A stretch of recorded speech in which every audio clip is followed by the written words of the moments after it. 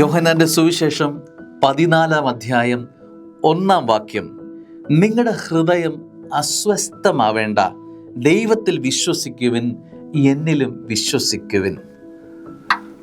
അസ്വസ്ഥതയില്ലാത്ത ആളുകളുണ്ടോ?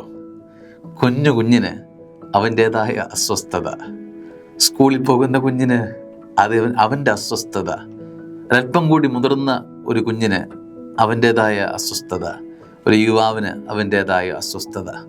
മുകളിലേക്ക് അസ്വസ്ഥതകളുടെ ഭാരം, എണ്ണം കൂടി വരുന്നു. എന്തിനാണ് ഈ അസ്വസ്ഥത? ഈ സ്വസ്ഥത പോകുന്ന അനുഭവങ്ങൾ ജീവിതത്തിലേക്ക് വരുന്നത് എന്തുകൊണ്ടാണ്? അത് നമ്മളെ കൂടുതൽ നമ്മുടെ ഹൃദയത്തെ ഭാരപ്പെടുത്തുകയല്ലേ ചെയ്യുന്നത്? സ്നേഹമുള്ളവരെ, ഈ സ്വസ്ഥത എങ്ങനെയാണ് ജീവിതത്തിൽ വീണ്ടെടുക്കാൻ പറ്റുക? നമ്മളതിനെ എങ്ങനെ ഹാൻഡിൽ ചെയ്യുന്നു എന്നതാണ് അതിന്മേൽ വിജയിക്കാനുള്ള വഴി. പ്രശ്നങ്ങൾ മാറി ഒരു ദിവസം നമുക്ക് ജീവിതത്തിൽ ഉണ്ടാകില്ല. എന്നും അതാത് ദിവസത്തിൻ്റെ പ്രശ്നങ്ങൾ നമ്മളോടൊപ്പം ഉണ്ടായിരിക്കും.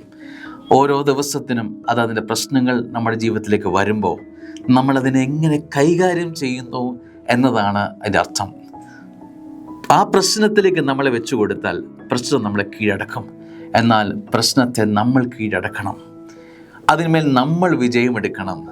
അതിന് നമ്മുടെ കഴിവ് മാത്രം പോരാ എന്നർത്ഥം.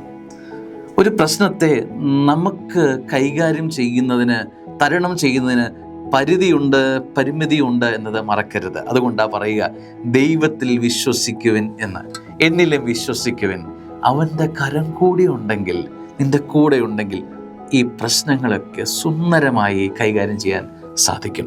പല പ്രശ്നങ്ങൾക്കും ഉത്തരം കിട്ടാതിരിക്കുന്നത് നീ ഒറ്റയ്ക്ക് ആ വള്ളത്തിൽ തുഴയുന്നത് കൊണ്ടാണ്.